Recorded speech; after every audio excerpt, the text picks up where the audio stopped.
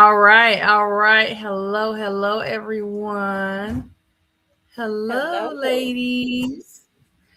So here we Hey. are. It is Monday, February 16th. We are in a new week here. So this week we are talking all about mental health. This is our mental health week. So a lot of the topics and the things that we discuss this week are going to be focused on mental health. You know, that is something that is very important, not just in general, but especially in the Black community and for women. That is something that's very important because, I mean, let's be honest. I feel like we take on way more than anybody else in the world. Like I might be a little biased right now. That is something that can can stand true in its own. I know for me, I wear a lot of different hats. So last week we talked about dating, we talked about relationships. We looked at some of the celebrity couples, and we really gave a lot. Like, I learned a lot about you guys. One thing that is gonna always stand true that we are not gonna ever have to worry about is Miss Yvette Renee ain't looking for no man, don't need no man. Uh so we got that established for sure. We know Miss Sharon, what Miss Sharon said. She said, "What works for us, works for us." Look, she know what she need to go to that husband for, and that's that. She know what he there for, and what. And look, Don just ain't having none of that. John, like, you know what? I said what I said. Period. You see her face. And Sunny is just I love Sunny's perspective because um coming from someone that is in their 20s, where I used to be, we all used to be in our 20s at some point, but to see how the generation now is thinking when it comes to dating and relationships is it's been pretty interesting, because their views are totally different um than all of ours for sure. um So yeah. Now, did anybody want to touch on anything from last week that kind of stood out for them before we go into our first topic of the show? And don't forget, you guys, if you're in the chat, go ahead and let us know you're in the chat. Let us know where you're watching from. Say hello. And because we are definitely going to be interacting with you guys in the chat too. Right. And go ahead, anybody wants to jump No, I was just want to say that we really truly appreciate all of the conversating that was happening in the chat, and we're hoping that you guys give us the same great content and feedback today, because we want to definitely hear from you guys, because it's not just only our thoughts, is what you guys think too. So just want to say keep it up.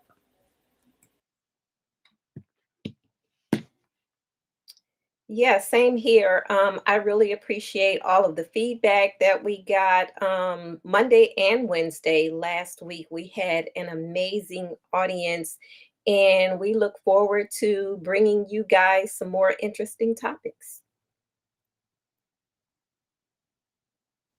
Yes, it was a in? absolutely Awesome. great You want to jump show, and yes, we did learn so much about each other, and we all share some similar perspectives, but not all the way the same. And that is what makes the conversation great, because with each of us, you're going to get something completely different, and so that's what makes the show, relatable to everyone. And I hope everyone enjoys it and interacts. Yes. Hey, Sunny. I see your face. Anything you want to add or recap that you enjoyed about last week? I love a good relationship talk. I hope everyone was able to take something from that and apply it to their lives, because that's what we try to do here, give you advice, give you guidance, and that you can use every day. So hopefully we were able to do that for everyone. I love it. I love it. So we get to this first topic. I like this topic, okay? Because I've been using social media. I feel like forever, ever. Now, keep in mind, this is a mental health week. So all these topics that we're going to be talking about this week are focused on mental health. So the first topic I want us to dive into is social media and mental health, and what happens when scrolling steals your peace. Okay, because sometimes we can get caught up in the social media lifestyle. It's so true. I remember I've been using for sure Facebook. I've been using Facebook since you had to have a college email to get on Facebook. That's how old Facebook account is, right? And I can remember once they kind of rebranded it, it's Facebook now, and they put all these restrictions. I was in Facebook jail. Like I was like I probably ran Facebook jail. Like I stayed in Facebook jail because I was one of those ones who was allowing Facebook to steal my peace. I was going back and forth with people. I was probably cussing people out. I got caught up in the the drama of Facebook. And I think sometimes we don't realize that that's what's happening because you get so caught up into your thoughts and your views and how you feel emotionally about certain topics that you don't realize that you're going down that rabbit hole of losing your peace. And so that's why I think this is a great topic for mental health, because sometimes you hear like, oh, I need a social media break. I need like where they do like a fasting. And some people, they're fasting instead of fasting from food or other things, they're fasting from social media. And so that helps with the mental health. I've heard people saying they had to go to therapy because of things that have happened on social media. It's crazy that it gets to the point where it gets that, because what is the guy on not TikTok, on Twitch? He has not went live since he made the post saying that he needed to deal with his mental health. And he's very popular. He's one of the top streamers. The kids love him. Everybody loves him. And he hasn't went live since then because he's focusing on his mental health. So what do you ladies think about like social media and how it affects the mental health? Have you dealt with needing to take a step back? Has it affected you any kind of way mentally? And anybody could jump in. Well, for me, I don't let social media affect me like that. When I make a post, if there is positive or negative, I don't feed off of it. I do not, I definitely don't respond to the negative. I ignore it. And I don't really focus on other people's pages or what they're posting, because what someone posts, that's their post, that's their opinion. I don't verse my opinion. I know how to keep it moving. If there's something that I don't agree with, I just scroll, or I will hide it so I don't even have to see it, come across my feed anymore. So I never let social media affect me in that aspect. So I have to say, I never ended up in Facebook jail, but there was a time when I would really take people's comments so personally, even if it wasn't directed at me. I would get caught up in conversations about celebrities or just stuff that was going on. A really hard time for me is when the current administration was first in administration. And I literally basically had a minor heart attack behind social media, going in on people behind things that people were saying, politics, even, not so much just social media like Facebook and TikTok and stuff, but the news, right? And my blood pressure was so high that I did have to like kind of step back. Like I didn't cut it completely off, but I limited the amount of time. I would not comment on stuff anymore because I was letting this stuff like take over my, like I couldn't put it down. I was waking up in the middle of the night, literally waking up in the middle of the night to look at my phone to see, you know, if people had said something and what people had said, and it was taking over. I couldn't even sleep good anymore. So it did get very toxic for me at one point, and very harmful to my health.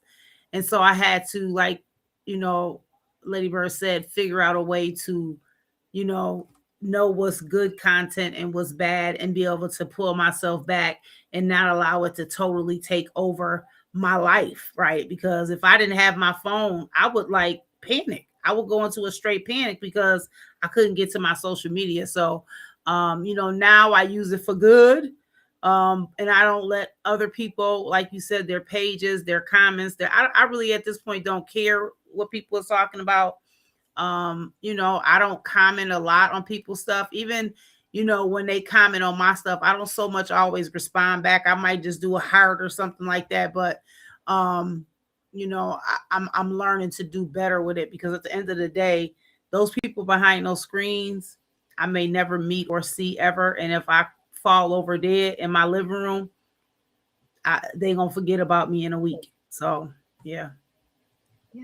Well, now I was in Facebook jail sometime 30 days. I done been in Gram jail. I done lost pages that had, oh my God, the amount of, but it was because of some of the content I was posting, and then also some of the remarks, because my mouth is vicious. I'm a wordsmith and I will refuse shreds. And so, yeah, it was rough. But literally, I did some refocusing some things and redid some things. So I really hadn't had that problem in a while. But for a while, I was losing my page. Like, it was ridiculous. It was ridiculous. Lose the whole page, be blocked, can't go live, can't post, it was terrible.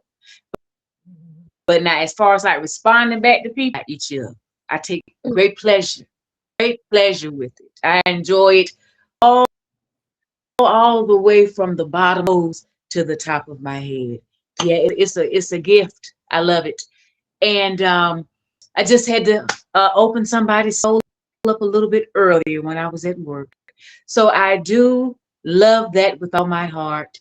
Other than that, yeah, I don't pay any attention to any of the stuff. Because one day we was going over something about Black history, and the gentleman said, Indian or Black, you got to choose. I said, no, baby, I went to college because of the Indian. So I don't have to choose Indian and Black. Yeah. You bald sure is, isn't it lovely? The bald blonde, but it'll grow to my waist, love. But I want to tell you one thing, a little bit. You better go on back to that trailer park. Yeah, I had to get a little rough. I'm not going to go into it here. By the time I got through, he was just about in tears.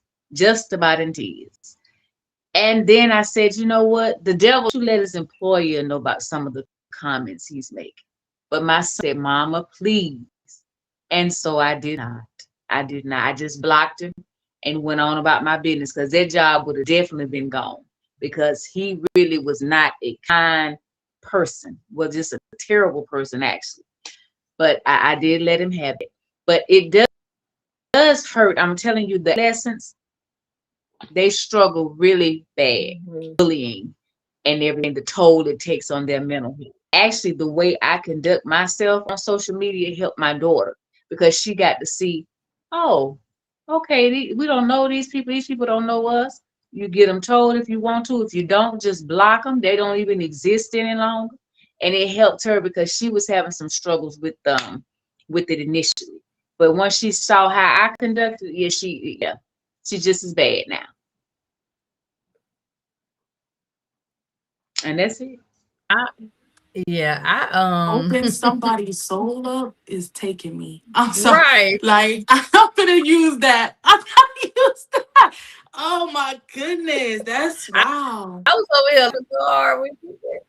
That was too real. Yeah. See, Okay. me, So yeah.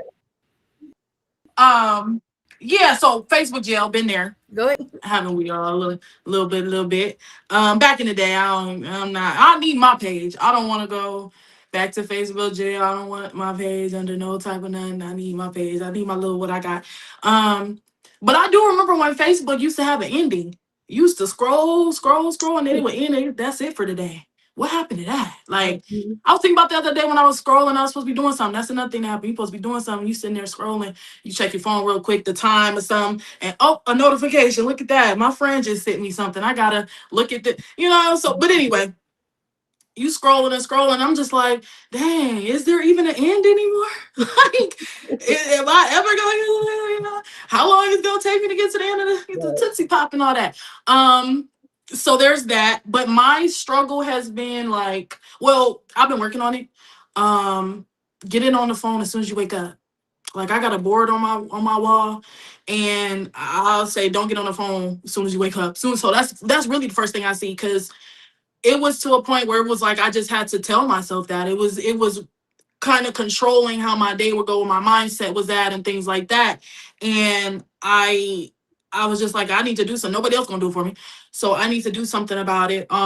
So now I think that majority social media I don't get on. If I need a quick message, if I have something to do in the morning, I'll say a quick message. I might check my emails or something like that. But as far as like social media and things like that and getting into all that, like, I just leave that for later on in the day, because 9 times out of 10 I have something I need to be doing when I get up. I go to the gym in the mornings and stuff like that. My mind needs to be a little bit more focused than what social media got to offer me. And fun fact, I also read something about how social media gives you like all the dopamine you need at one time in the day, and so you have less dopamine to get you through the rest of your day, and it's just overfill of dopamine. So after I read something like that, I was like, okay, I need to cut it off. I need to get dopamine from other sources, basically. And I just try to limit my time on social media. Another thing is going to sleep scrolling.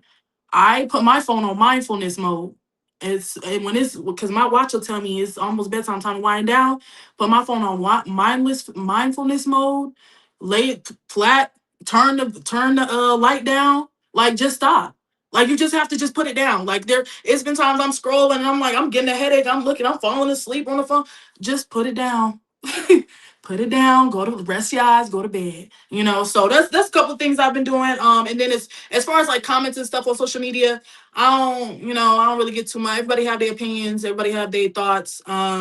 It's a lot of rage baiting. So it's like, is that all you trying to get out of me? Like, you trying to round me up just so I don't like the whole rage. I read it.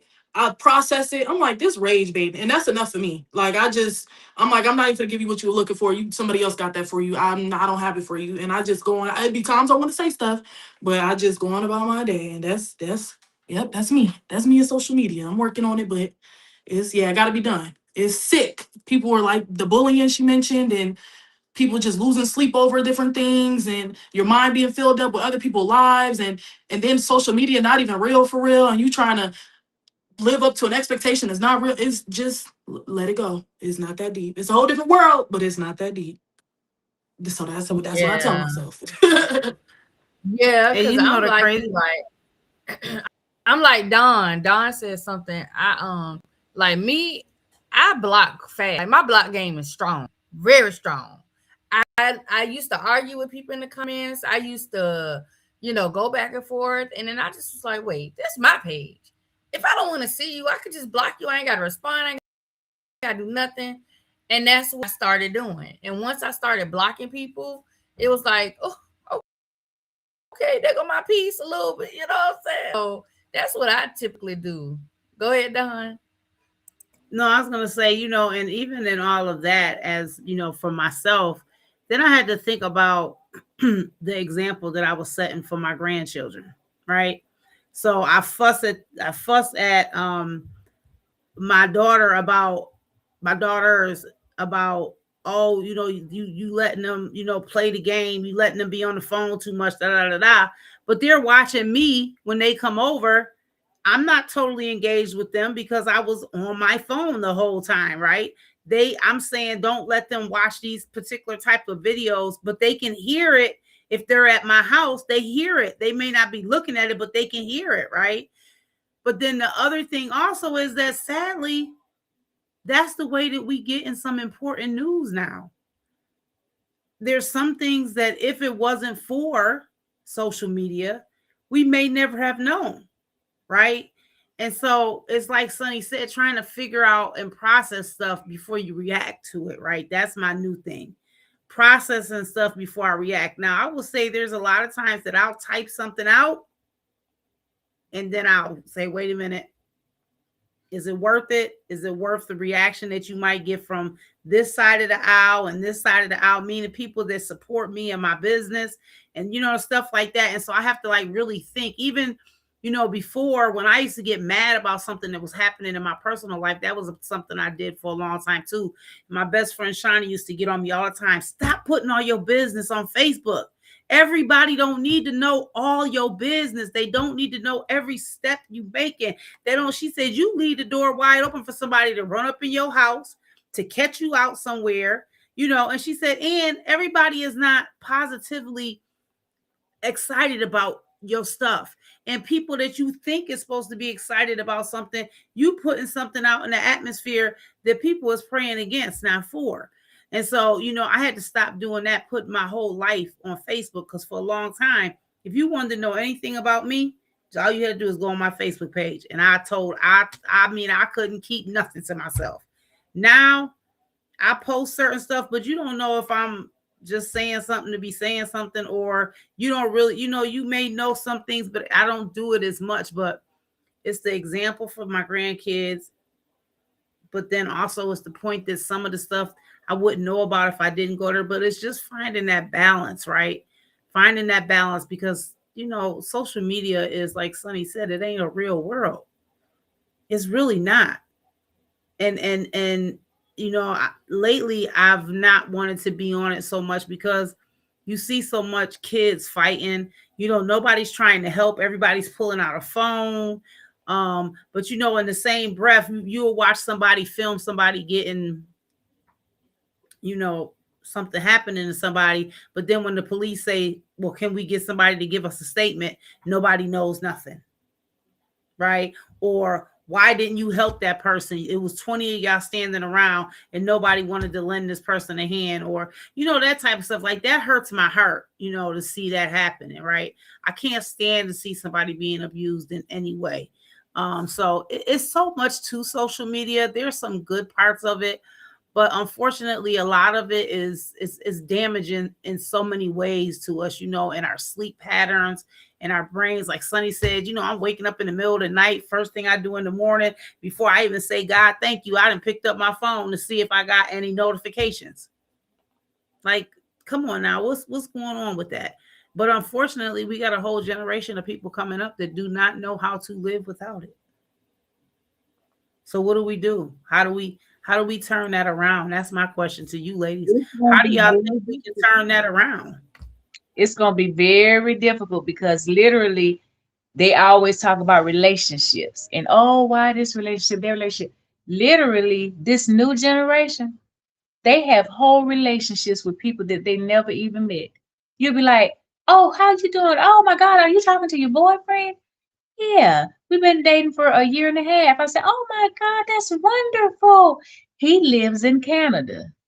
And you're like, well, wait a minute, you live in DC, don't you? Yeah, we've been together for 2 years and we FaceTime and in a full-blown relationship. And that, even though I know I'm older, I'm 51, that is wild to me.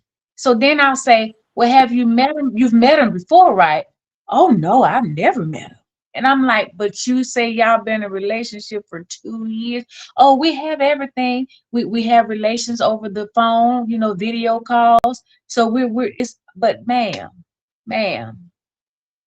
that's so strange to me. But like I said, I'm older, so maybe my perspective, I can't process that. Maybe that's why. So, but then I tried to look at it like, as a lady older than me, she was 80. She said, well, we had pen pals that we wrote for 5, 8, 6 years, and never met them. And she said, even I've had girlfriends who married some of their pen pals. She said, so if you, she said, I know, she said, maybe look at it like that. I said, okay. I said, but you wasn't on the video call busting it open and flipping it over. And no, y'all was on, right, y'all was writing, hi, Timothy. This is Sally. I had a wonderful week. I said, see, it's a bit different. She said, oh, they do that? I said, yes. She said, oh, I didn't realize that. I said, yeah. So it's quite different. I said, quite different. But yeah, I couldn't think that I had a relationship with someone that I had never met and that I was just talking on the phone and thinking that I couldn't. But I've noticed that a lot of this generation, they do that. They have entire relationships over the phone. Their friend group, everything, people they never met over the phone. And I don't even think it's just this. We sure do. But you know what? I don't even think it's just a now generation thing, Sharon and Sunny. You have a lot of older people who are having relationships with people that they have met online and they've never met them. And unfortunately, a lot of those people are being scammed, right? They're being scammed out of money, and in a way, it's like, I want to say that I would never allow that to happen. And I think that's the reason why I don't let nobody that's on social media that I haven't physically met, I'm not giving you the time of day, because I've heard so many horrific stories. And I know someone who met someone online, they was FaceTiming with them, whatever. But, I used to ask certain questions. Oh, we only can FaceTime between these hours. And it only, you know what I mean? Like all these red flags that I was seeing, they didn't see. And they were very into this relationship, and they ended up getting really hurt behind that. So I don't even think it's just the younger generation. I think it's everybody. But yeah, Sunny and them generation definitely live via social media, TikTok and Snapchat. Oh man, I mean, I'm talking about PlayStation. It's guys when they be playing the game and oh my goodness, they got whole friend groups all around the country playing that game on there, talking to each other and stuff. I mean, but that's the thing I want to say. Social media can be great. If you use it in the right way and your intentions are pure and genuine and you have something you want to promote, something positive. I mean, social media, like what we're doing, it's a great way to get that out there. It's just, you got to keep your wits about you. You're encountering the whole world almost, and every single person's opinion. Not everybody's going to agree with you. Not everybody's and that's where some of the negative stuff come in. But as long as you keep your head on your shoulders and remember why you're on social media and what your goals are and what you want to accomplish and the things you want to get out to the world, like, you will have positive impact that way if your mindset is right. So, I mean, social media is like you never know, for real. You never know. You just got to go in with the right mindset. And yeah, some people, they look at older people and they like, oh yeah, that's a target, in this world of social media. Oh, that's the target. She don't know what's going on in here. Oh, we can get a one over on this person. And it's unfortunate. But to be honest, they was going to target them anyway, in either way that they could, whether that's social media, but it's unfortunate that that's the way that you could get to someone and hack their phone and all that jazz. But yeah, I overall, I like social media. I like what comes across my timeline. They say that you build your timeline brick by brick. So hey, if you get what you want on your timelines, it's just good and bad. But on the good tip, I see what I want to see, and a lot of it is like when I started working out. I ain't never seen so many workout videos in my life. Now, where was these workout videos when I was laying in the bed eating chips and drinking wine and whatever else? Like, now y'all want to show me how to, okay, cool. Now I'm in the gym, you want to show me how to stuff. Cool. Like, I needed a new workout. But you build your timeline and you choose. I mean, it's things that's going to come across. And like Yvette said, you just got to ignore those things, like you just got to let that go and move about your day, keep it pushing. But you build what you want to on your platform and in your social media world. So gotta remember that. Well, one of the commenters said, you definitely have to be careful about what you post, because sometimes you may not get a job because they don't want somebody aggressive and causing a distraction and everything. So you have to kind of be careful with that. It's not for the faint of heart. And True. they it can kind of make you weak as far as, like, I guess, your presentation of what you present. So I thought that was good good comment that they made. Yeah. Then the And other one is, I hate to hear about immediate family members passing away. I can't stand that. Through social media, no My less. pet peeve, I'm like, man, so you just not gonna wait for the family to announce? You just gonna tell somebody else's business? Look, yeah. yeah. TMZ good for that. They got the business like, oh, they just Oh yeah. took their last Never 2 cared. seconds ago. 2 seconds Uh, ago, and they except be on it. except for the people that's on their show regarding Mr. Epstein. They hadn't mentioned that. He hadn't talked about that because his name is definitely in the file. He hadn't mentioned that.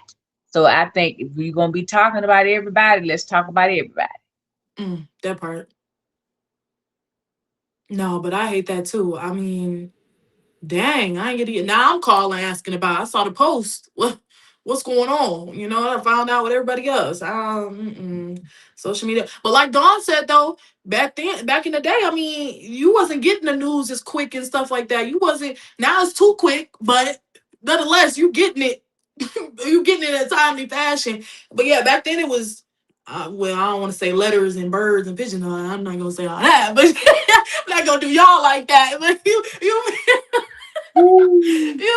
But yeah, no, but All really, right, like now, it little wasn't. young Social media wasn't whippersnapper. that deep though. Social media was not that deep, so y'all got news and the whole different on what newspapers and now me trying to remember newspapers, y'all. At my age, look, newspapers and all that stuff. Like it's been different, and I mean, like I said, it's some positive things and some negative things. And I think a positive is that you get info like that, almost too much, and it's at everybody's fingertips, but you do get that info. So Yeah, and sometimes it took Yeah, some and I weeks think before you with social possibly media, just like passed away. oh yeah, Don. No, But I think with did you hear social me? media, I feel like it takes us out of reality.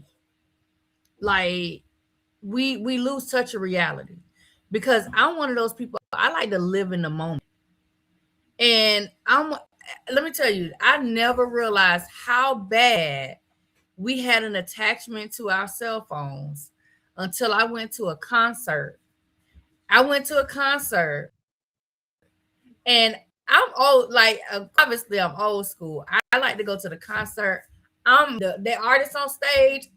I'm right here with you. I'm singing all the words. I'm enjoying myself. I probably don't even verse with me because I want to enjoy the show that much. And all you see is this right here. This all you see. They just filming the whole concert. They in there with their cell phones and just looking at the concert through the phone. They ain't even looking at the stage. They looking at the phone at the stage. And it is the most annoying thing. And I didn't realize that. I went to a concert and I want to say it was T-Pain. It was a T-Pain concert. Y'all know all his music is upbeat, is you want to dance and party. And I'm looking around and everybody just standing there with their phone. I'm like, I'm over here dancing, doing this, it was just so crazy to see that because it's like I remember going to concerts when we didn't have cell phones and you had to, if you had a camera, it was the one you had to take to Walgreens or Walmart and get developed. So that means you had to snap that picture and you put it front camera right back in your pocket. It wasn't no just a constant recording of anything. And so to see that, it was like, man, are we that out of touch with reality? Can we not just live in a moment for a few seconds? And that's why I do like when some comedy shows force you to put your phone away. You show up, they be like lock boxes for your phones. I like that because it forces you to be engaged and to be in the moment. Yeah. Yep. Someone said in the comments, other it all thoughts on that? depends. Someone said in the comment, it all depends Oh, go on ahead. different generations. Can you hear me? It all depends. Someone said in the comment, it all depends on different generations and how we view social media and handle social media. And that's true. But then again, I've seen people my age get involved in whole relationships, to the point where they're engaged and this person really doesn't even exist. This person is actually over in Africa somewhere saying that they're, whatever. And the person that you're quote unquote engaged to doesn't even exist. That's what I was talking about. And when you try to mention it to them to try to help them, do you think this make any sense here? And especially the ones that you'll say, well, have you ever seen them before at least? Oh no, I had never seen them because their Wi-Fi ain't good. So the pictures don't come through. And you looking like, you say, what now? What? So I don't know, but people are so lonely. People because of social media, we don't interact with each other like we used to. There are people that are so lonely. So they tend to fall for things like that easier than other people because they're craving some type of human contact, some type of relationship of, something, whether it's real or false. They just want to cling on to something because sometimes when they tell you what happened, you're thinking, what? That don't even make sense. But yeah, it's difficult. You have to really know what you're doing when you get out there and start utilizing it, because you could definitely fall into a deep hole. Girl, I thank God I've never been that lonely. Man. It's a Yeah, lot of somebody said something about a Yes. catfish, it's a lot of that going on. Oh, Yeah. that's that scammers, catfishes. They waiting and lurking for Credit sure. card. All right, so let's go into what you say, credit card scammers. They want your info. Yeah, they want it all. The credit cards and the scammers. Yeah. Mm. So we're gonna go into Oh, our somebody Women in Black History moment. Oh, somebody said what? Somebody said, I told my daughter we had pages back in the day. Right. We And I'm gonna did. get another pager when I become a doctor. I'm gonna have me another pager. How about that? All right. So our Black History moment, Women in Black History moment, is gonna focus this tonight on Madam C.J. Walker. All right, this is something we are all pretty familiar with. She has done tremendous things for the Black community, and how she has created a cosmetic and hair care products for Black women. So Madam C.J. Walker, whose name actually is Miss Charles Joseph Walker, and she got the Walker name from her third marriage. Okay, listen, it might have took 3 times, but I guess it worked out that third time. She's an American entrepreneur, political and social activist. Walker is recorded as the first female self-made millionaire in America.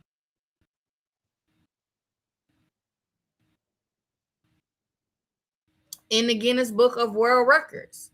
So that's an other women like Mary Ellen Pleasant might have been the first. There was not as well documented.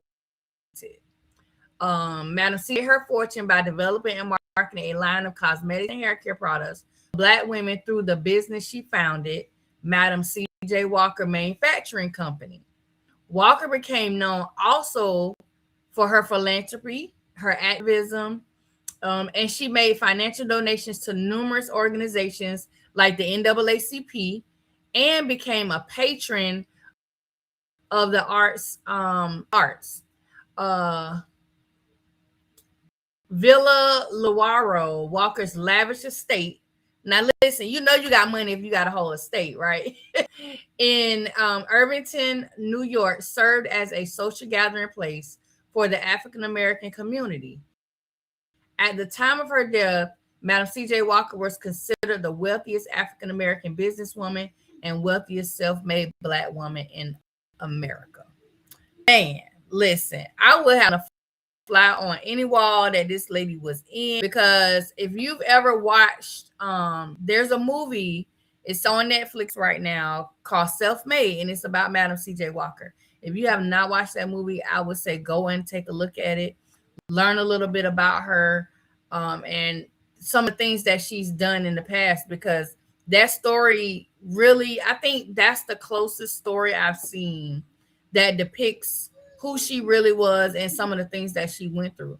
Because we know in this world, as a woman, we already have to compete with men. But then you throw in another woman that also has the same ambitious goals that you have. Now your competition got a little harder. And so to see how she was able to maneuver and go through the things that she went through, I say kudos to her, because it's not every day that you can, especially in this time period, say that you were a, millionaire.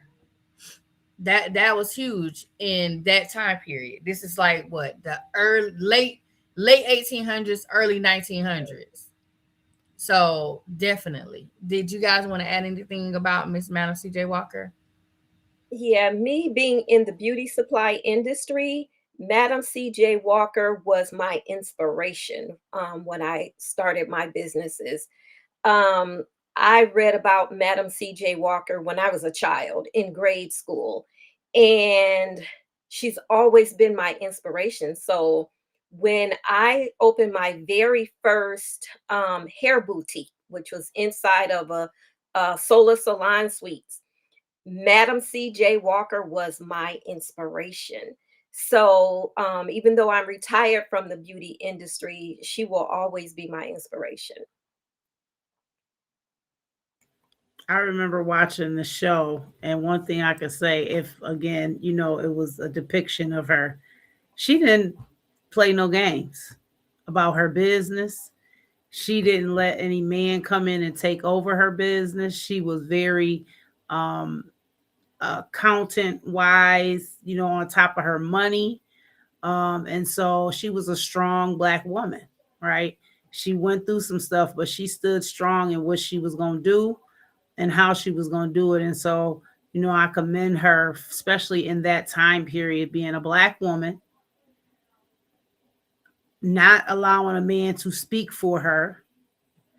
And like you said, Lady Bird, she was a millionaire, right? I can't remember if she had children, but I do, I do remember that she was a very strong Black woman. And, I feel like any woman in that time period was a strong Black woman, because, we go through some stuff, but they had to go through some stuff. I always joke and say, God put me in the right time, because if I had the attitude I got now back then, I wouldn't have made it, because, you had to really have some thick skin to survive those days and times. So I commend her.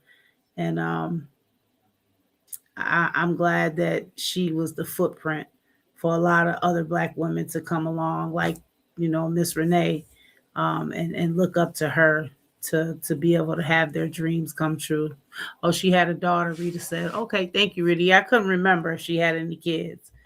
Yeah, she had a daughter, and that daughter squandered her money so bad. Her daughter ended up having a terrible husband, and she just went through money. It's kind of that part. I always hate that part. The daughter was not very frugal, and she had been used to being, everything lavish, because that's how her mother raised her, lavishly. That's all she was used to. But she didn't have the business acuity that her mother had. So she could not maintain the business like her mother had maintained it. And I always hated that part. I always hated that part. And I think that just quickly, that falls into us not teaching our children about wealth and how to budget and manage your money. And I never taught my kids that, because nobody ever taught me that. So, And that's a whole nother show. Next week. week. We're gonna talk all about money next week. All right, so going into a little, I don't want to say gossip because this is not gossip. This is some celebrity news that actually has some substance, and it correlates to our topic of mental health. And so, the let me get it pulled up here. So, I wanted to highlight two different celebrities. So the first one that I wanted to highlight was Lil Jon and his son, and I just got to pull up his name to make sure I'm saying it right. His DJ name, real name. But if y'all haven't been paying attention, recently within the past I believe it's been maybe 2 weeks ago, Lil Jon's son had an episode that caused him to leave the home with, from what they were describing, it was like he kind of left home with nothing, like no phone, possibly even no shoes. And it was just one of those things where it was like, what? And so they put the report out that they were looking for him because, again, he ran out of house with nothing. And from what it sounds like, that he possibly had some type of mental episode that took place. And that's why I wanted to highlight it this week, because I actually wanted to talk about it last week. But I was like, no, let's wait and mention it on this week's show, being that this is our mental health week. And so eventually he was located. He was located deceased in a body of water not far from where they live. Lil Jon and his son's mom, Nicole, in our thoughts and prayers, because definitely losing is not something that anyone wants to have happen or even thinks that's going to happen, So I wanted to mention that because, we try to encourage our kids, no matter what age, whether they're teenagers or whether they're young adults, to be able to come to us and talk to us whenever they're dealing with things. And not to say that his son did do that. I know I saw his son also was in the music industry. His son helped produce albums that he was working on. So it's like he wasn't around his son, or he wasn't in the picture. And his son's DJ name was DJ. That was like his industry name. And it's just, he was only 27. It's young. Only 27. And it's just, this is why it's also important to always talk about therapy. I know therapy in the Black community is very taboo. It's very taboo. Like, you mentioned therapy, the first thing somebody say, well, I ain't crazy. That is not what therapy, no, we are not telling you that you're crazy because you're telling you to go to therapy. For some people, therapy means a lot.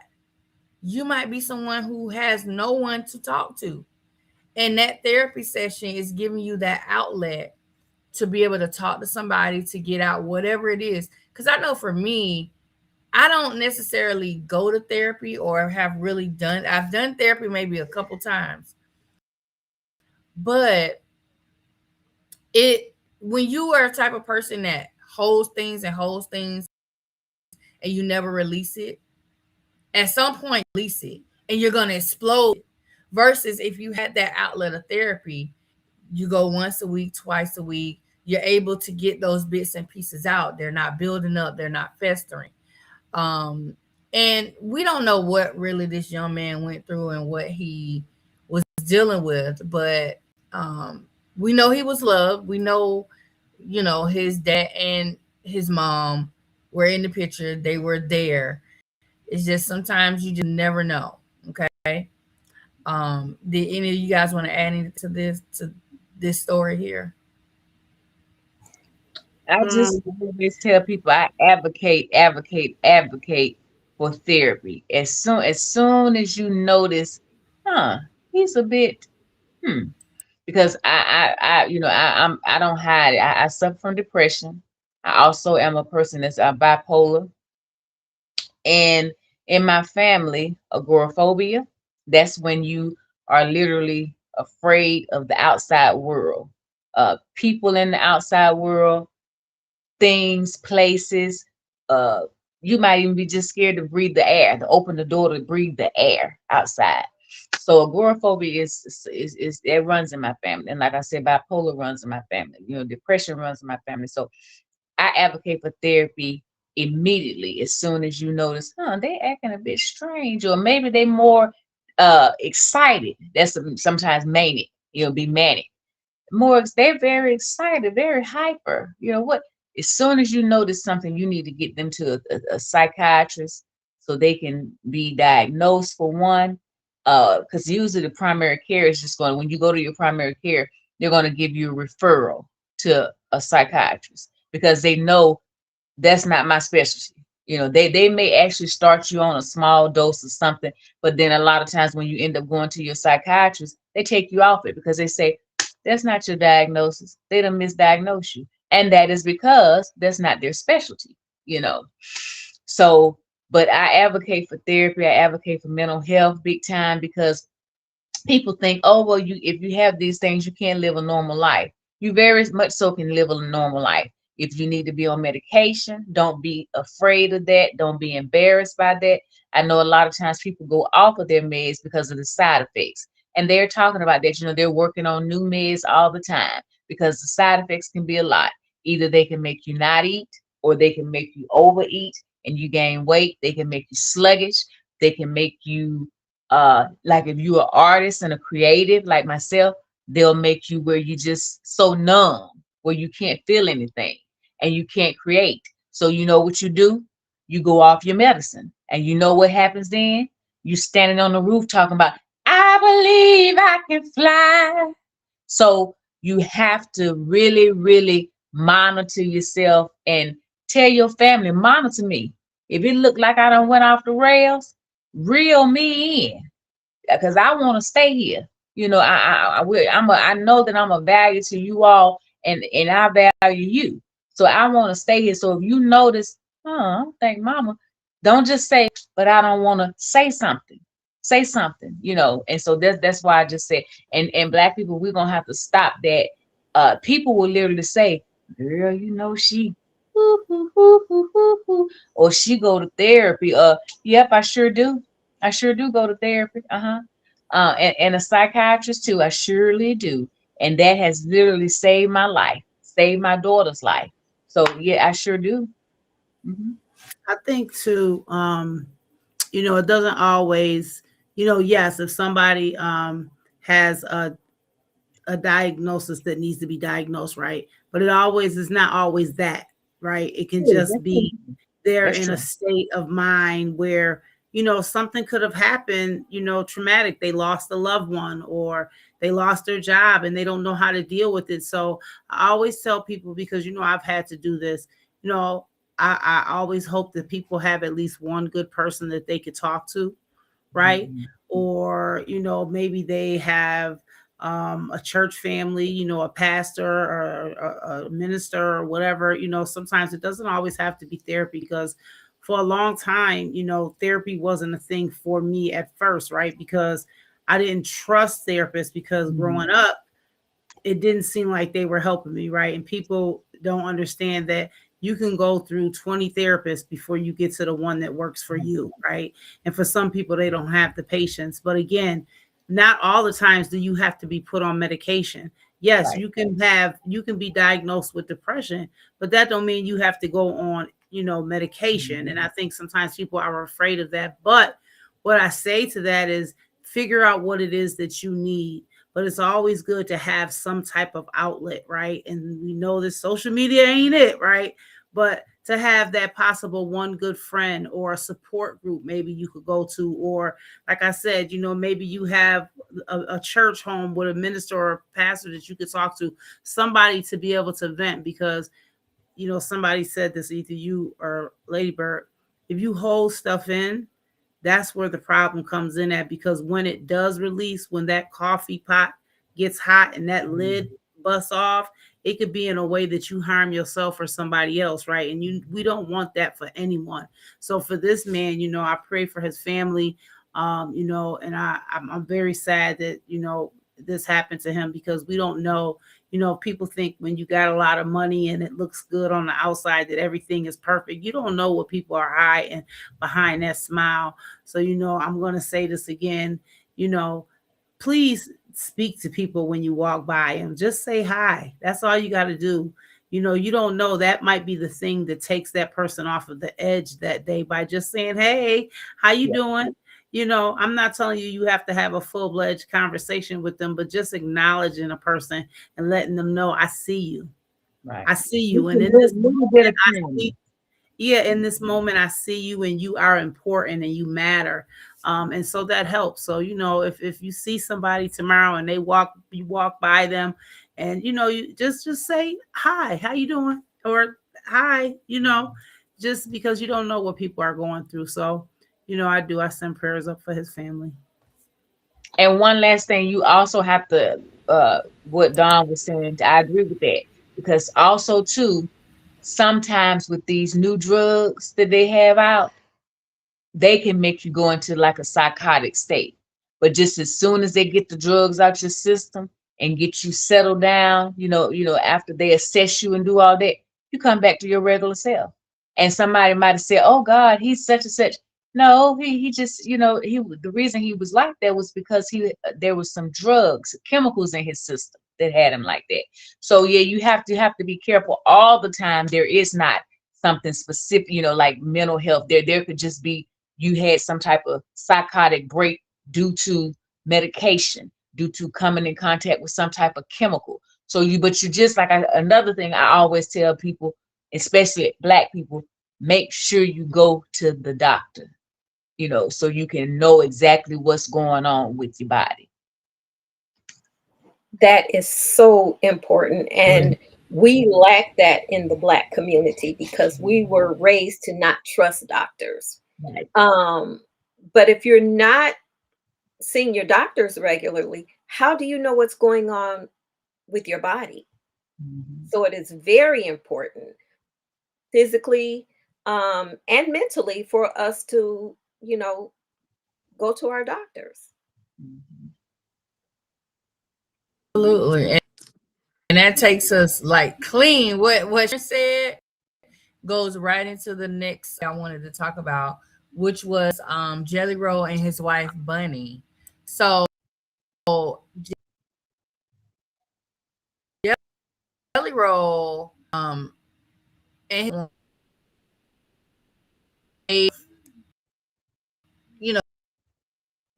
done their different things. So Bunny actually was one of the ones that was direction.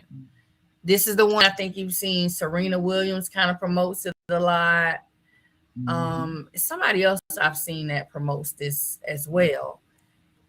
And this is one of those, and this is a picture of them here. This is Jelly Roll at his heaviest, okay? And I believe at the time of this picture, she had already done her GLP-1 and lost the weight and things like that. So the GLP-1 is one of those medications that it curbs your appetite along with helping you lose weight.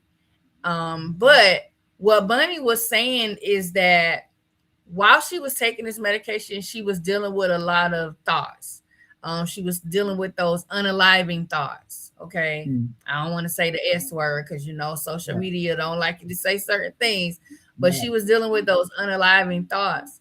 And it was really a struggle for her because she wanted to lose the weight. She wanted to, do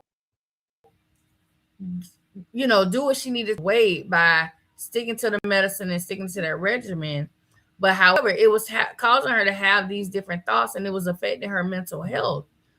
And they've got all these other drugs too. They have Ozempic, Wegovy. I forgot there's another one too. But they have these different. I said semaglutide, Z-Pound. Oh yeah. Yeah.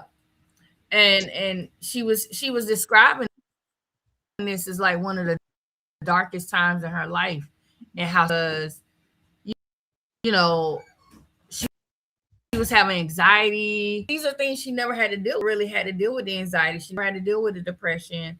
And like you said, Sharon, some of these medicines have these chemicals that trigger these things in us, and this is what was happening with this medicine. um and again, she did lose, but she was dealing with all of why she lost the weight. Now, Jelly Roll actually, lost 275 pounds. Now, he said that he ain't taking no medicine. However, I don't need I don't know. He said that he had been working with a medical team, a chef, a sports nutritionist, and he had been seeking professional treatment for his food addiction. Okay, so I mean, I don't know how he must be dream team, okay? Because I'm trying to figure out, these are two people in this household. This is the road she went by doing the injection. He's saying he didn't do it.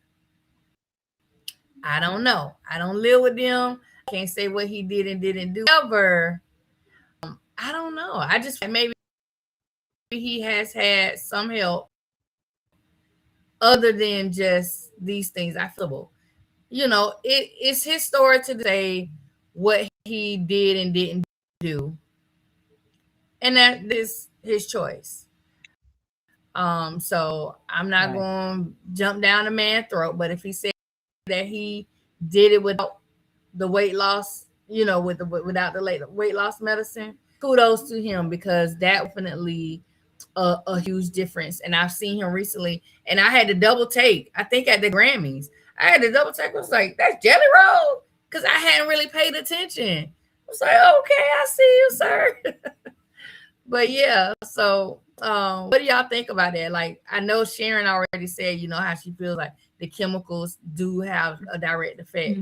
But anybody else want to jump in on that? Jelly Roll and his wife Bunny. Yeah, I was gonna say I honestly relate a lot to medications making you have like thoughts like that, just because I mean, it's even worse if you already have a diagnosis of like depression, anxiety, and things like that, which I do. I actually am diagnosed with depression and really bad anxiety and other things, history of like self-harm and just like low self-esteem and just like going through different medications and stuff like that for chemical imbalances and all that stuff. And when you've worked through all of that, that's great for you. But then you take a medication that then increases all those things that you've been working on. And that's something that happened with me because I was taking steroids like some years ago, a couple years ago, for I don't even remember what.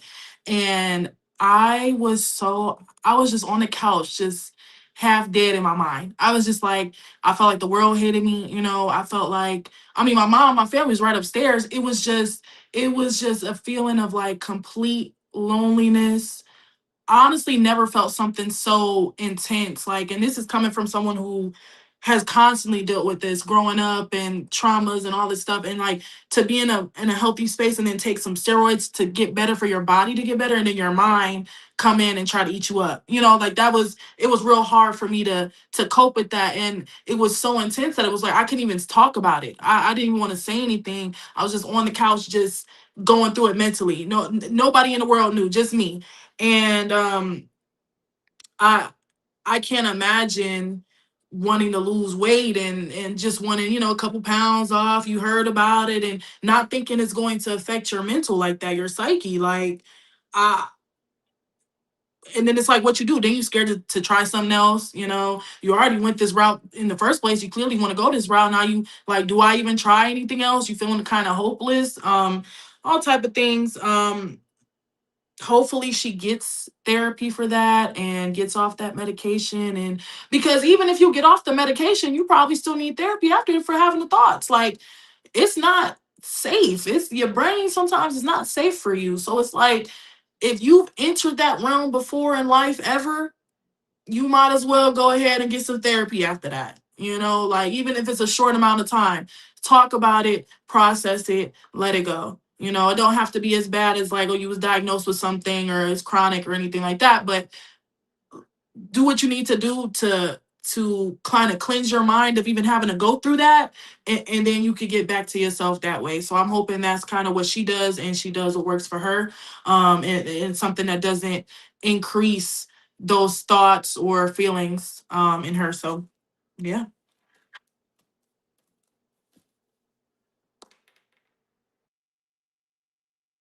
You're on mute, Renee. You gotta You're on mute, Renee.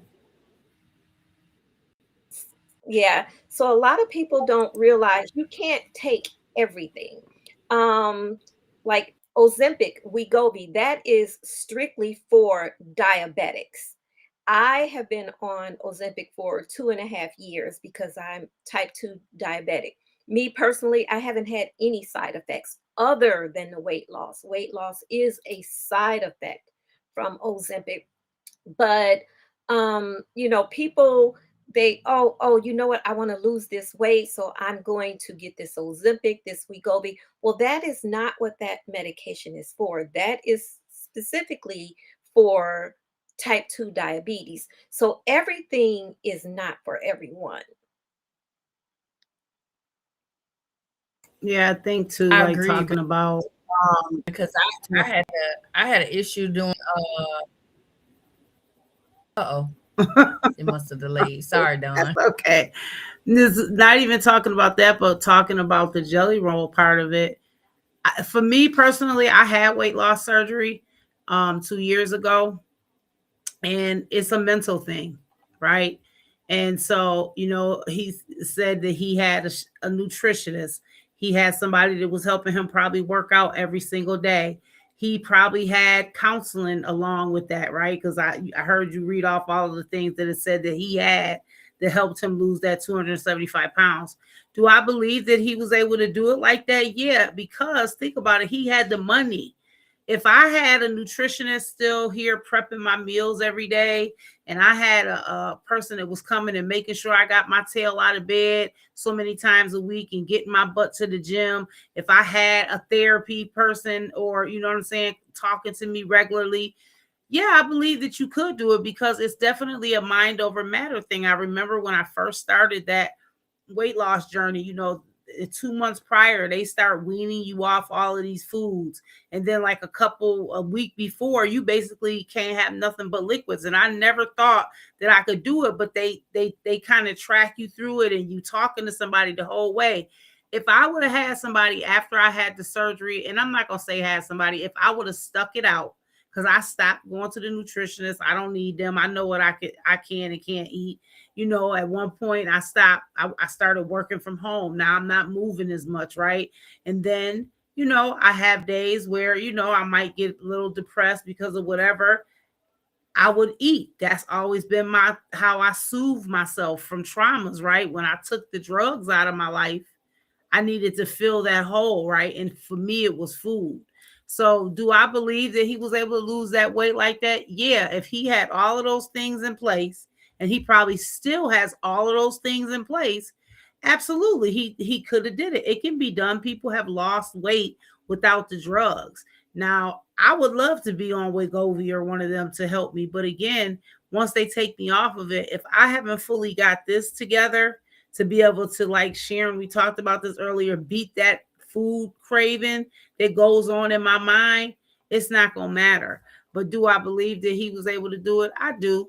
But I mean, we'll never know because we ain't there with him. But I think with all of those tools at his disposal, yeah, he could have did it.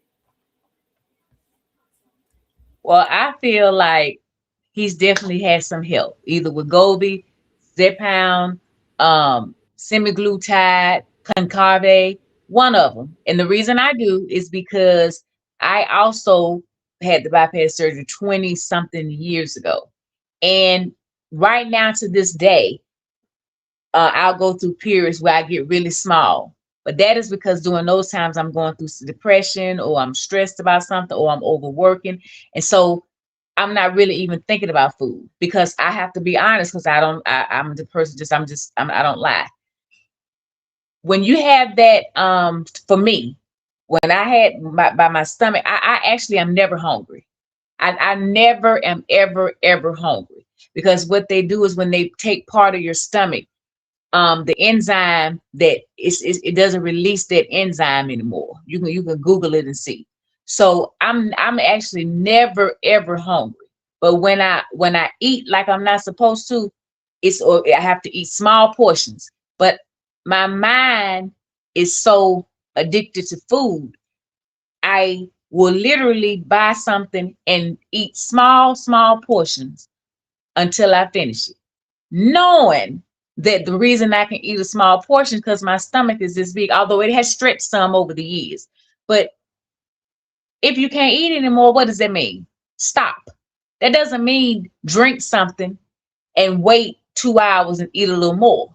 So I do believe that he could, because I know another person who lost like 300 pounds by themselves. They wasn't even no Wegovy, no semaglutide, no Zepbound, none of that was even out then. She didn't even take the phentermine pills. She literally did it herself. So I know it can be done, but it's extremely difficult. And those people have access, the uber rich, they have access to so many things. Just like Oprah lost her Weight Watchers contract and had to come out and admit, yes, I'm on Ozempic. Yes, I was on Ozempic while I was on Weight Watchers, and I am removing myself. I'm no longer going to be working with Weight Watchers, because they didn't appreciate the fact you telling these people that you losing all this weight with us, and you're on a medication that's not allowing you to eat. And so there's several people. Kelly Clarkson had to come out and say, she wouldn't say which one, but she said she's on something that helped her, because people were like, my God, how did you lose all that weight and so quickly? She had to be honest and say, she didn't say which one, but she said, yes, I'm on one of the GLP ones. So I don't think it's any harm in whatever you have to do, because like Yvette said, yeah, I wanted to make sure you said it. Yvette said, Wegovy, they do give you, because Wegovy and Ozempic are the same things. One is brand and one is the other. People don't realize it's a brand and it's the other. Just like Zepbound is the same as Mounjaro. One is the brand and one is the cheaper version. Same contents, but the brand name, you have to pay more for that, because those people own that. They own that name. Okay, so literally, the side effect of the medication is weight loss. So they are putting people on it now for weight loss, but then it's such a, that little thing of, you don't have diabetes, so they do have some that are specifically for weight loss and some that are specifically for diabetes, but the side effect of taking the medicine is weight loss. But I tell people to be careful with which one you are prescribed, because what people don't realize, you may get prescribed Wegovy, and like they said about the adverse reactions, or you may be prescribed it and your blood sugar might drop down to 20, because that medication is for diabetics. So people don't realize you have to be. Also, people don't realize that medication can cause you to have severe intestinal and stomach problems, because it slows the peristalsis down in your stomach. So you cannot eat, you don't feel hungry, but if you do eat, the food will just sit there. So you need to, sometimes you may have to initiate taking a laxative into your life, so that you can be emptying yourself completely. Because I tell people all the time as a nurse, if it don't come out one way, it will come out another. And I know that sounds terrible, but if it don't come out one way, it will come out another. I've seen that happen. It's the worst thing you could ever see. So you do need to, just be careful. Don't just be out here just taking medications. Know what you're taking.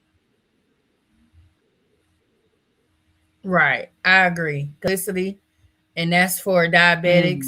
And there was a period in like 2022 when it's like, well, we on a shortage because they started giving it out for weight loss. Mm-hmm. and I got down to almost like my last 4-pack, and pharmacist was like, "Oh, we got in." I was like, "Good," and I got mad. I was on social media and airing out my grievances. I was like, "Y'all need to leave my medicine alone for y'all weight loss. I need it for my diabetes." Okay. But we gonna move right along. Thank you, ladies, for that.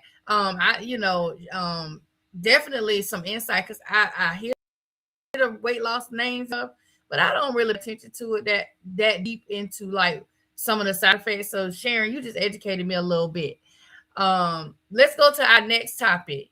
Next topic I wanted to talk about was choosing peace over proving a point.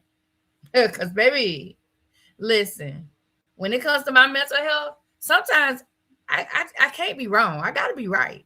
So the fact of me wanting to be right, I gotta prove my point. Okay. And I think we all kind of do that in some sense, because think about it. If it's a thing that you are well versed on, you know it from front to back, sideways, all over the place, and then you got somebody that come in and they be like, "Well, no, that ain't no." What you're not gonna do is you're not gonna tell me what I know it to be. Let me show you. Or even when it comes to, say, gossip, for example. Say you dealing with a situation and all of a sudden now somebody has taken your situation, put it all over wherever they put it, to the family group chat, social media, wherever they put it. It's like now you've got these whispers. And so now you got to prove a point to correct whatever it is somebody has said or done. So it's those things where, is it worth proof point? Is it worth, what? I don't feel like arguing. I don't feel like I don't feel like it. If they want to believe whatever they want to believe, I'm gonna let them, and I'm gonna protect my peace. So you have to do that. So how do y'all handle those moments? Like, do you feel like you do choose peace more, or is it like, man, I'm proving my point, and you gonna listen? Look, let me tell you something. My peace is everything to me. I don't ever have to prove a point, because if I don't have my peace, then I am discombobulated. And I'm not going to let anything or anyone discombobulate me. Not social media, not a family member. I mean, there have been times where I have even had to distance myself from, my kids, because I had to. It's my mental peace is important to me, because once you lose that, you've lost a lot. So proving a point has never, ever been my thing, because I'm going to always be at peace. I've walked away from businesses. I've walked away from money for my mental peace. So I'm all for the mental peace.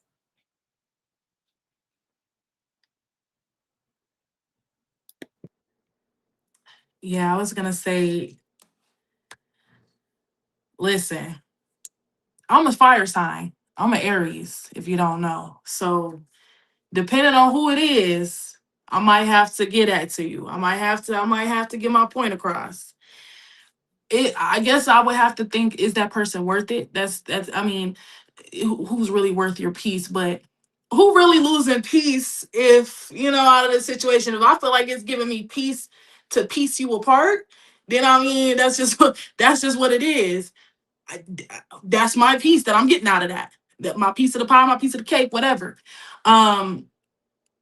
But if it's to the point where I'm you process and you like, okay, I do this, I get what really do I get out of this? What really, especially with this person specifically, I feel like for me personally, a lot of times it'd be family for me. I let them have it because y'all know better.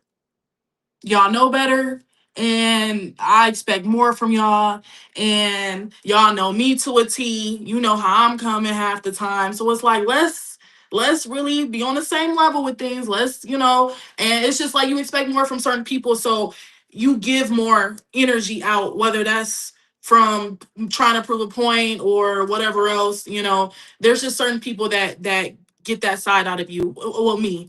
And then there's people who, you know, I'm just like, I can't give you the time of day. I have to choose my peace over this because I will go crazy trying to prove a point to you. It's people I've learned early on. Oh, you don't got it all. There's not even no point in trying to prove a point because you're not even. And I'm someone who, you know, I don't always got to be right, but like Lady Bird said, I got to be right sometime at some point. I'm not always gonna take that wrong. I'm not always gonna be like, okay, you feel me? I can't always be the bigger person because I do my research on stuff and I be knowing stuff and my point is correct. Okay, so it depends. But I'm someone that if I'm seeing, okay, I might be wrong about this specific aspect, I'll give you that, you know, or this and that. Like I can own up to things like that, for sure. But overall, it's like it just depends on the person for me and kind of the vibe and what the conversation is and things like that. Depending on that's what's gonna determine what I'm gonna give my energy to. So yeah. Mm-hmm.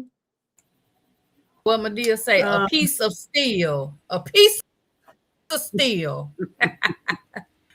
I think for me, it's been a learning journey on that, about whether I choose my peace. Now, I want to say now today, 98% of the time, I'm going to choose my peace over anything because first of all, I have health issues that if I don't, you know, it could affect me physically.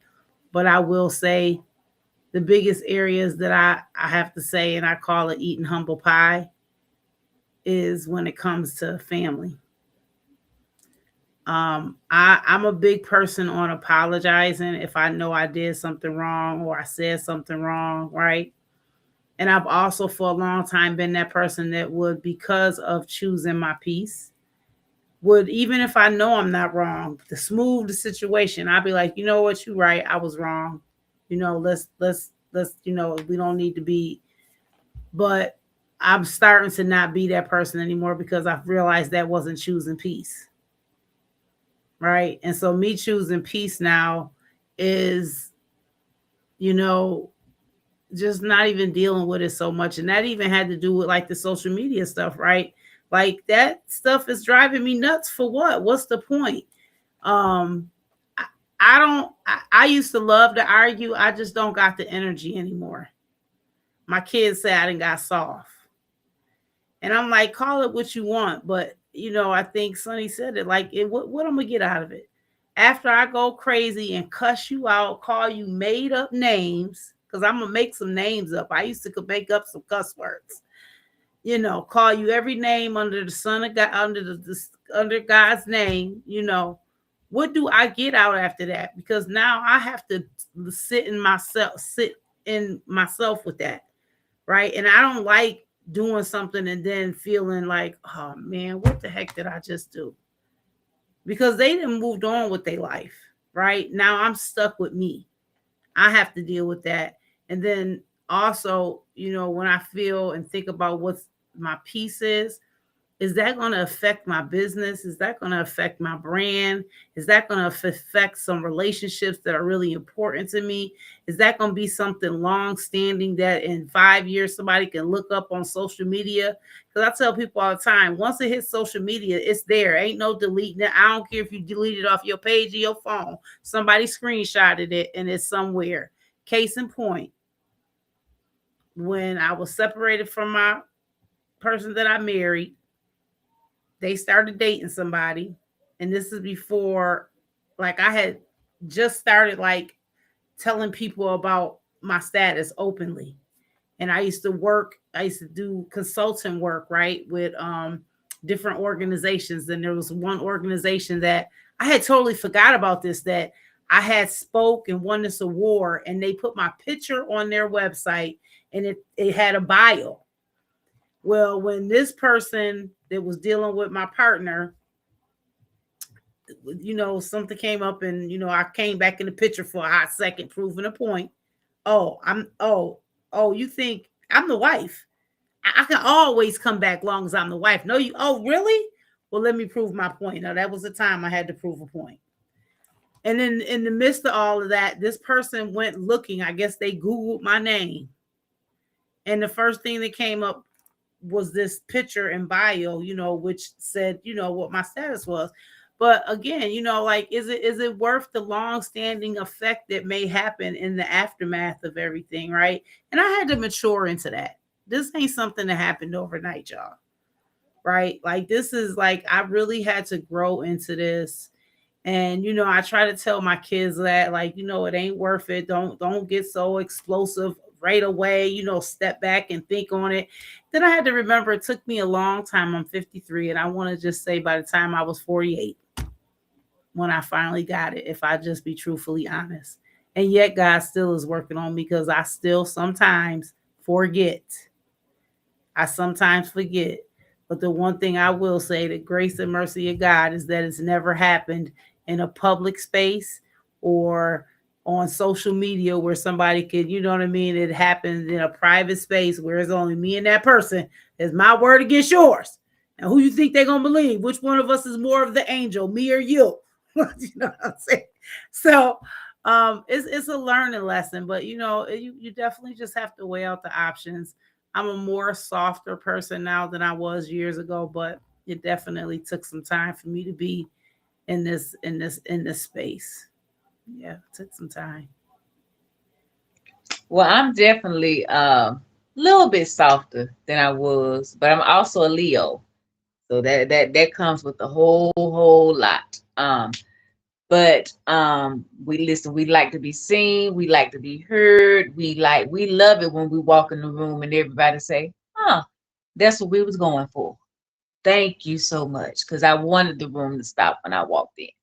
So, but as far as like family and stuff, and yeah, I have my peace. Because listen, if I have peace, ain't nobody gonna have none. So that's just, and so I have literally had to cut off people who I love with, everything in me. And I'm going to be honest, I still love them now. But I just know, even though we are literally blood, we cannot be. Now, do I hate that? Oh my God, I hate it with everything in me. But we cannot be, because it's just nothing but confusion. One thing after another, more confusion, and I just can't do. I cannot, not at this point in my life. I cannot tolerate it. So I just have to separate myself. You go your. That's just how I, So still on that. Yeah. Look, you say go your way and I go mine.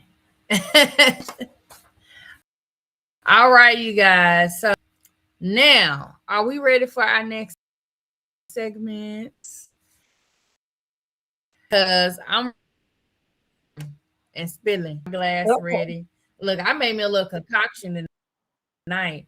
I don't even know what's. Look, this is like some lime, lemon, something else, something pink. No, it's non-alcoholic though. Okay, non-alcoholic.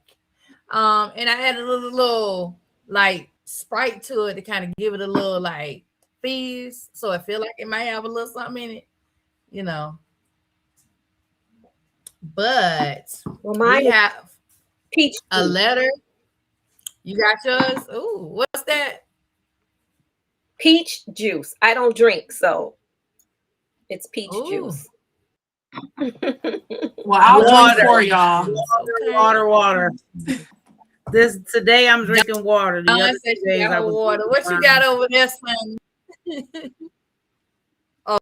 Peach mimosa. Oh, you got water too. Everybody got okay. You know what? That's all right. I'll get water later. Hi, Ruth. Peach mimosa. Hi, Miss Ruth. Your mother said tell them that she mimosa. Hi. Renee, your mother said tell her she said hi. Hi, Miss Ruth. I see you. Hello.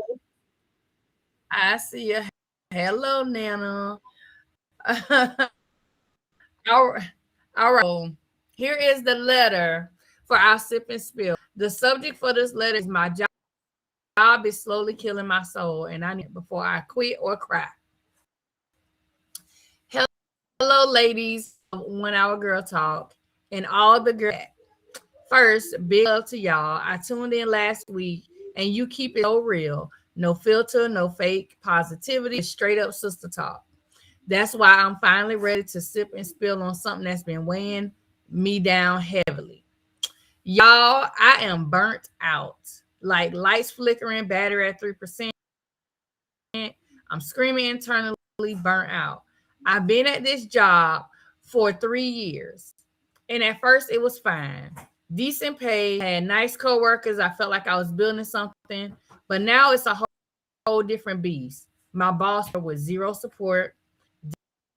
Deadlines keep moving while resources keep getting cut.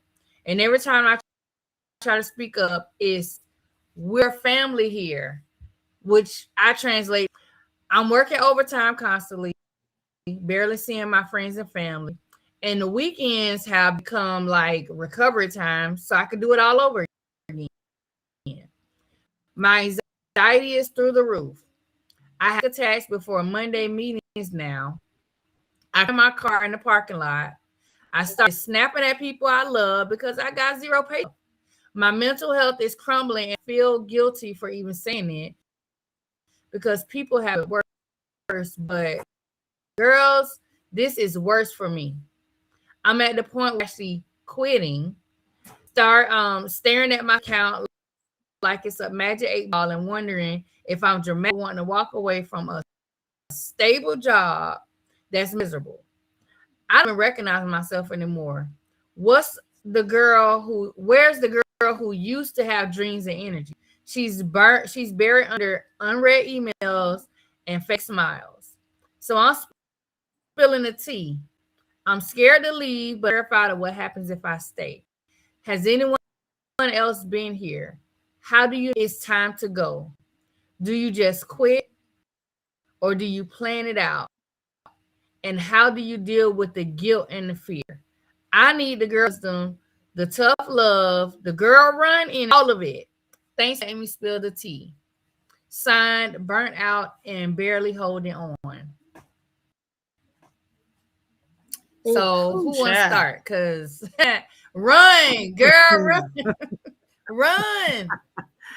Well, let me say this. First of all, I hate to give people advice when it comes to their money, right? I think we've all been in a place where we've been at a job that we burned out, right? Like I'm gonna honestly say I was at a job for a very long time that I loved till I didn't love it anymore. And I had to weigh out almost the same way she is. Like, do I just leave? Do I just quit? But then for me, I had to think about who gonna pay my bills. Do I have a safety plan? Do I have enough savings in the bank to pay my bills for at least 6 months? Right? Is it that bad that I can't? Is it to the point where I'm like, am I just like burnt out a little bit? Or is it to the point where my mental health is being affected? Right? Like, so I don't know. I guess my advice would be, you really need to look at the situation at hand. Are you prepared to just up and leave your job? Do you have another job lined up that you could go to? Do you got resources in the bank to take care of yourself for at least 6 months? And that's not even a long time, right? Is there somebody you could talk to? Have you talked to your supervisor about this? Like in a supervision? Is there somebody you could go to over them? It's so many different ways you could go with this, but my advice to you would be like really sit down, map it out, write it out. Sometimes when we see stuff on paper, and we take those thoughts out of our head and we put the good and the bad on each side and we put the pros and the cons and, what we have that could support ourselves. Maybe you slowly start looking for another job, right? Start putting your feelers out there. But don't put yourself in a financial bind. That's one thing I'm going to tell you, because you think you're miserable and burnt out now. Be where you're about to lose your housing and your health care and all that type of stuff. So my advice to you is before you make any rash decisions, put it on paper and figure it out. Weigh it out. I know how it is to not be happy somewhere, but sometimes if it's not like horrific, you got to keep what you got until you got something to replace it. Because I was always told, don't leave something before you got something to replace it. So That's my 2 cents. Well, I agree with every single word you said. And if you have to leave, like you said, plan it out. Go ahead on. I've literally worked 2 jobs before so that my insurance wouldn't lapse. So that I would go right into another insurance. I did it one time when I wanted to have a surgery. One job wouldn't pay, and the other one's insurance would. And so, yeah, but I've always been like that. And then I've also had a job where I was so miserable on the job. I was just like, oh my God, if I don't get out of here, I don't know what might happen. But the pay was so good, I ended up staying there 2 years. And then finally I said, you know what, I can't, I gotta go. And so then I ended up getting me another job, and then I went ahead and put my 2 weeks notice in, and I supervised a small little nursing home in Inman. Did that for a while. Inman, South Carolina. I did that for a while. But literally, yeah, I always say you try not to burn your bridges. If you have to leave, go ahead and do it civilly. Put in your 2 weeks notice, and leave that way, because you don't want to burn your bridges, because honestly in life, you really just don't know when you ever may have to go right back to that same job. So you always want to leave somewhere civil. If you can't always, I'm not going to lie to you, like you can always, but do everything in your power to try to leave, in a civil way. But I agree with everything you said, every word. I'm probably gonna be the devil's advocate. Run, girl, run. Yeah. No, okay. Seriously, I was So gonna say, hey. Yeah. So run, but also do some of the things that they said. You want to make sure you got a backup plan, and don't just run.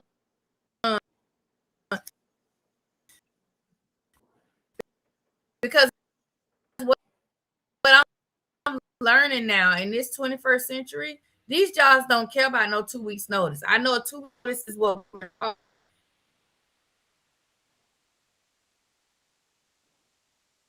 Hey, notice what they gonna do is you gonna get your 2 weeks. Did y'all months ago?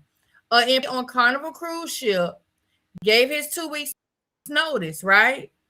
While he was on the Carnival cruise ship, and they were out on a 4 thing. While he was out at one of the islands, they say, "Oh, you done today." They basically made him embark the ship. He had to get himself a flight back to the States, and they ain't care about that. The fact that he gave a 2 weeks notice, and that's how a lot of these jobs are doing. They don't care. You get that 2 weeks notice, and the next day you come into work. Well, you gone, because they look at everybody as replaceable. As fast as they hired you is as fast as they'll go and hire somebody else. So they don't really care. So they make sure you got a backup plan. Even if you feel like do a 2 weeks notice, make sure you got a backup plan with another job, or you have the money in your account to cover X amount of months of you possibly not having a job, because the season they might put out they hiring, but I'm learning also that some of these jobs putting out these hiring things, and they don't gimmick, or it's just to show easy. That's why I like, for me, I work from home, so I make my own hours. I train myself along with whatever training they provide for whatever positions. But that's what a lot of people are looking. You get to create your man. So, but I would say don't stay somewhere that's making you unhappy. If it's draining you, then it's not for you. It's not, because you just gonna keep going, waking up every morning. Oh, here I go. I gotta go to people's job. I don't even want to be here. It's gonna annoy me today. Your mood. Like, you should be waking up excited for your job or your career. To know you going in there and you happy. Hey, how you doing? Good morning. If you ain't walking in there jolly and good morning to everybody, that's not a place for you. And that's my 2 cents. Run, girl. Run. I Run with agree. after you do some pros and cons though. That's Sales do a at whole little list and see like they say what worked for you. And I, I feel like we just believe that jobs you just supposed to hold one until you die. Like that's the American dream now. It's not even about going off creating your own businesses and having a family, doing all this stuff that it used to be. It's completely different now. And being in the work field is like, especially now and in the economy, it's hard. I mean, there's a lot of things that's going on. It's not just about jobs. You got family, friends, you got all these extra things on top of the job. And it's like, let's be realistic. Let's be realistic with what you have going on in your life and not what society is putting on you. Oh, you have to work hard. You have to have 3 different jobs. You gotta do this, you gotta do that. You're doing what you gotta do, but reassess every if 6 months to a year or so, just depend. If you're not in your wanted career that you want to be in and you went to school for, and reassess where you at and make a game plan to like move around. Now, I've been in situations where I've worked jobs that I gave my all to. That was my problem. I gave my all to jobs, and I work in healthcare. I was working in a job where I worked in homes with individuals that had like intellectual disabilities, maybe physical disabilities and things like that. And you're caring for these people every day, and you see that we're short staffed, and so you extend yourself. You're doing overtime. You're picking up shifts you ain't never worked before. You're there every holiday, and I forgot it was a job because I'm caring for human beings. So it's like I'm their routine. I don't want somebody that doesn't care about them to come in and do this and do that, but in reality, I'm an employee on a payroll. Okay.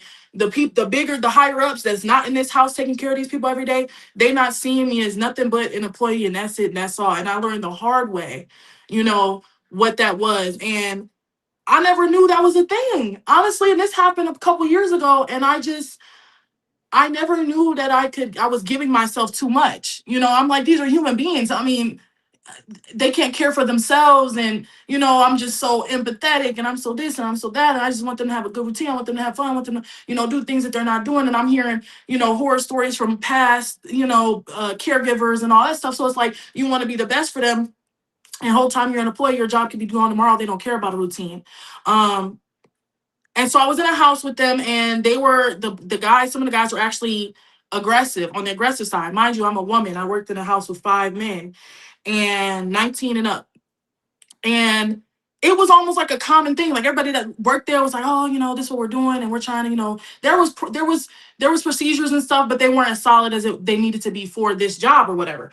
And long story short, I had got attacked. I got attacked twice on this job and injured. The first time, I felt like it was my fault. I was like, they short staffed, and I'm now I gotta go work at another house. I feel so bad, and I got injured. Like my brain I wasn't even really thinking about me. I was cool. I didn't blame my client or anything. I was just like, what are they gonna do? What they're gonna put anybody in this house? And then the second time I got injured was a little bit later on. I think I was working here about almost 2 years or so by this point, and I got injured again by the same individual. Then I didn't. And at this point, I felt it physically that I needed to go. The higher ups weren't doing what they needed to do. They weren't keeping us safe. It was all type of craziness going on. They didn't have enough people in it was like short staff and stuff like that. So especially with aggressive clients, you want to make sure you have enough staff. They weren't making sure that we were safe and things like that. And like I said, the environment just seemed like the people that I worked with just made it seem like it was regular. This is what we go through.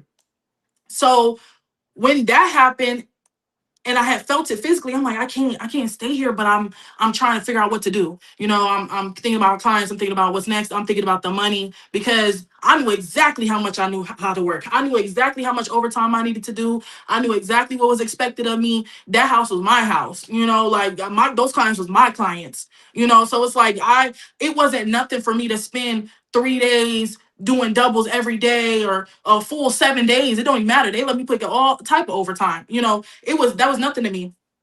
And putting all those hours in and stuff like that. But I had to, after I got injured and the way they handled the situation and everything, I left the position at the end of that, and I didn't even realize the mental toll it had on me because I'm having nightmares about this client. You know, I'm having where I'm like, I was in this house full of these men and not realizing the mental toll it had on me, you know, and not feeling safe, like just constantly not feeling safe, not sure if, you know, anything's gonna happen. I'm in the home by myself or whatever the case may be. It was a lot on me. And now that I'm still in healthcare and things like that, I take that with me. I remember that. I take it with me. And I'm like, I'm still going to be my empathetic self. I'm still going to give 110%, but there's only going to be so much that I'm willing to deal with, you know, and I'm going to get out early before I have to be pushed out, you know, because I feel like it was God in a lot of situations where I felt like I was squeezed in a position and I was like, I don't know what to do. And God was like, I'm telling you to leave. Like, I'm telling you to leave. You want them to throw you out of something? I'm telling you could go. You know, and there's been times where people don't let me go or whatever the case may be. And that's how, and I was fine after that. You know, I wasn't stressing. It was a weight lifted off my shoulder because again of that programming, I have to have a job. Actually, I have to have 3 jobs. You know, like that programming it gets to you and it makes you want to stay where you can't grow or where you're not welcomed or whatever the case may be that's going on in that position. And sometimes the God will step in and give you this feeling when it's like, yeah, there ain't nothing else here for you. You already knew that, you know. So that's something I would give. My advice is to just do your pros and cons, think about your health, think about the reality of the situation, and move forward with that, but also run super fast. Okay. Mm-hmm. Yeah. I'm like, dang, did we work at the same job before? Because I worked in a house too with special needs adults and kids. And that's our situation. That's why I live. Grown man. Not another store for a different day. But yeah, it's like, come on. Yeah. My mama said in the chat, run, tell them where sit and ask God to forgive you and help you find another job. That's what she said. Straight and to the point with no chaser. So,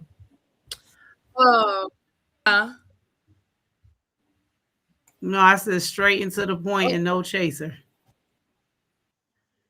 Oh, yeah, straight. All right, so y'all ready for this? Y'all ready for this fine old man? Yeah, for the sexy man of the week. So this is gonna be the sexy man of the week. That means we're gonna look at pictures of him today and Wednesday. Okay, this man right here, baby. Let me get the picture pulled up. This man, he has done a lot in the industry. Okay, he's an actor and he fine. To him, I was like, wait a minute, if he had a twin for real.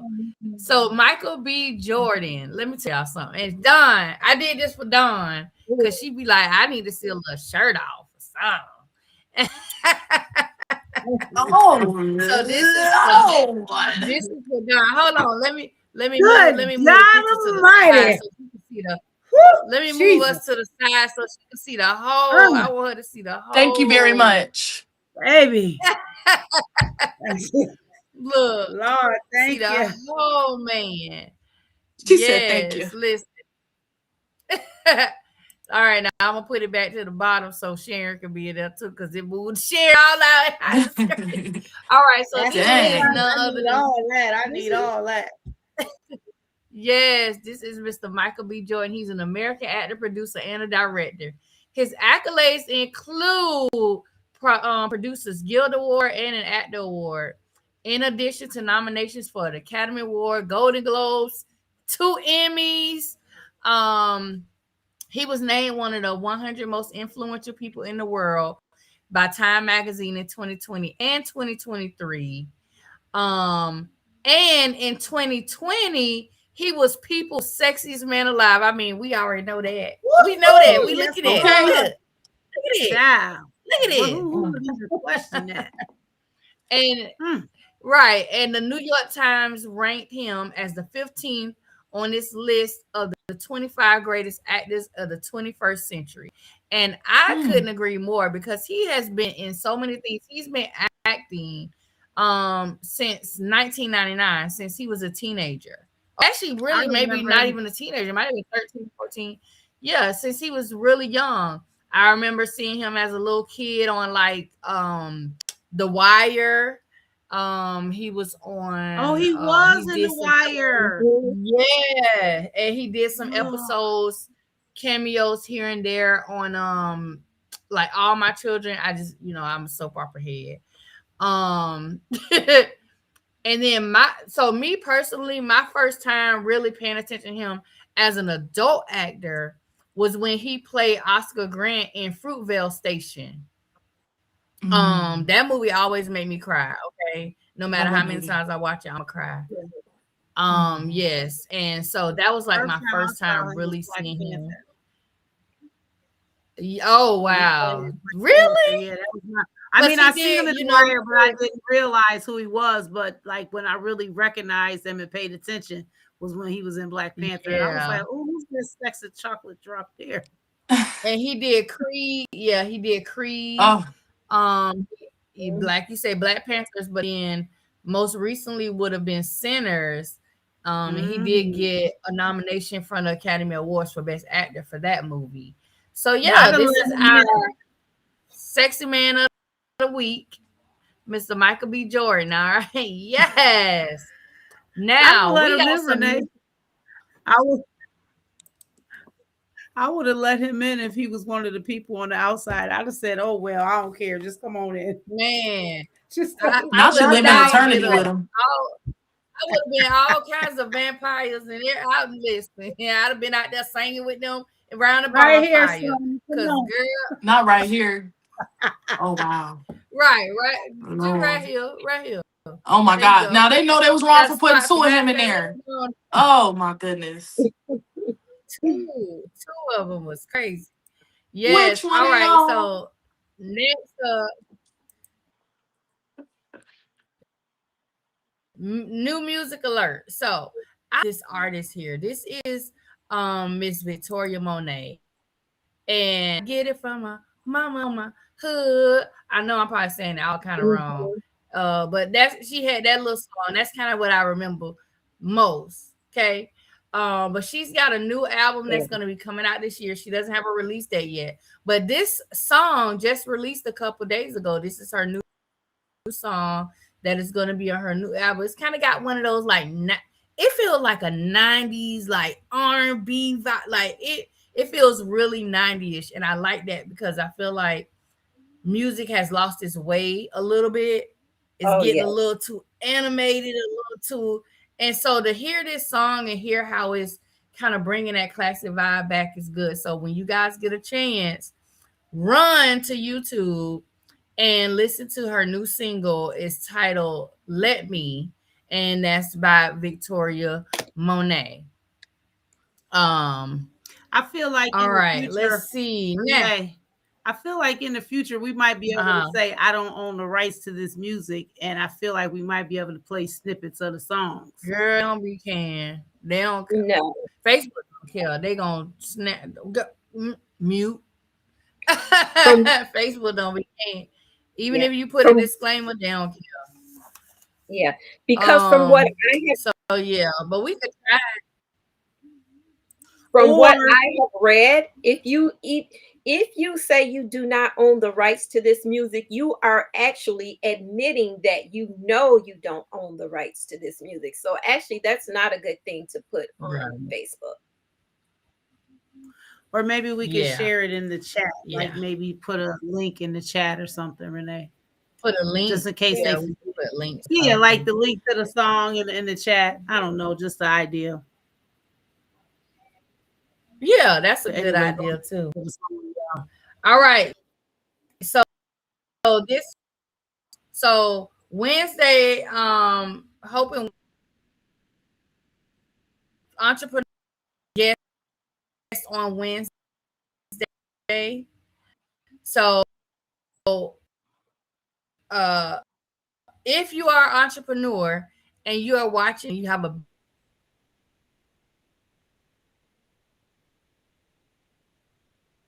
want like your business here on 1 Hour Girl Talk with us, I would love for you to post it in the comments. Do it at gmail.com. That's ONEHOU@gmail.com. Inbox the page, inbox me, however you want to reach out to me. I'm gonna be checking everything. And so make sure that if you have a business and you want to spotlight it, reach out and we'll get you on the Entrepreneur Spotlight. So like I said, we've got quite a few people that have already been nominated or nominated themselves for that spotlight. And we are going to be starting on Wednesday, getting them onto the show. We're going to have there's going to be 2 spotlight segments a month. So we'll have one this week, and then the week not next week, but the week after, we'll can spotlight for going into March. So definitely make sure if you guys want to get on that and be spotlighted, send us your information. Nominate someone in the comments, tag them. All right. So any closing remarks before we get out of here? Because you girl, I'm hungry. Just really quick too, to add on to that about the entrepreneurs, please be prepared to, if you add your name or you send an email, be prepared to be ready to come on, because you don't know when we might choose you. So if you put your name there, we might call you tomorrow. You just don't know. So once you add your name, just know, be ready to come on and tell us about your business. Absolutely, yes. And know that it's gonna be during the last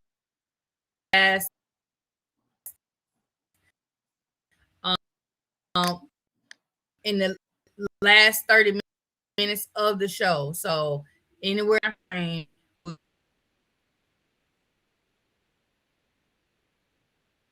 if we reach out. No, have a blessed week. Thank you guys so much for joining us. We appreciate it, all the comments. Yes. Just keep watching us. Come back again. We hope to see you guys on Wednesday. Hope to see you Wednesday. Take care of your health. Yes, take care make of your sure wealth. Wednesday and take care of your mental health. Yes, we have some more hot topics on Wednesday. Yes, your mental health is very important. Please take care of it. Forward to seeing everybody Wednesday. And thank you. At 7 p.m. Eastern Standard Time. Don't forget, make sure you guys are also following us on social media. Look, I'm trying to make sure I ain't over talking. All right, you guys. Well, that is all tonight. I appreciate everybody for tuning in on Wednesday. Yes.